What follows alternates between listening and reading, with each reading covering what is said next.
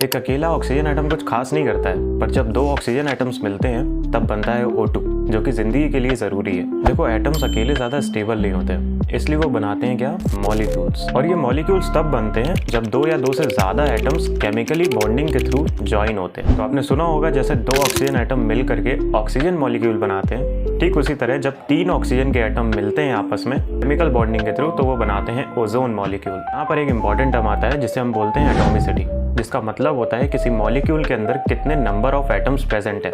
जैसे अभी हमने ऑक्सीजन मॉलिक्यूल की बात करी थी, उसके अंदर दो ऑक्सीजन एटम कंबाइन हुए थे, यानी कि उसकी एटॉमिसिटी हुई 2। और यही ओजोन मॉलिक्यूल की अगर बात करें, उसके अंदर 3 ऑक्सीजन एटम थे, तो इसका मतलब एटॉमिसिटी हुई 3। बात करें नोबल गैसेस की, जैसे हीलियम, नियॉन, आर्गन और अदर ग्रुप 18 के एलिमेंट्स का मॉलिक्यूल सिर्फ एक ही एटम होता है, इसलिए इन्हें मोनो एटॉमिक मॉलिक्यूल्स बोलते हैं।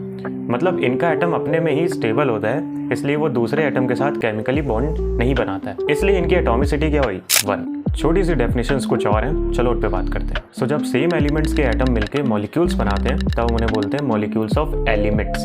जैसे एग्जांपल में हाइड्रोजन, नाइट्रोजन, क्लोरीन। और जब डिफरेंट एलिमेंट्स के एटम्स आपस में जुड़ते हैं तो बनता है मॉलिक्यूल्स ऑफ कंपाउंड्स।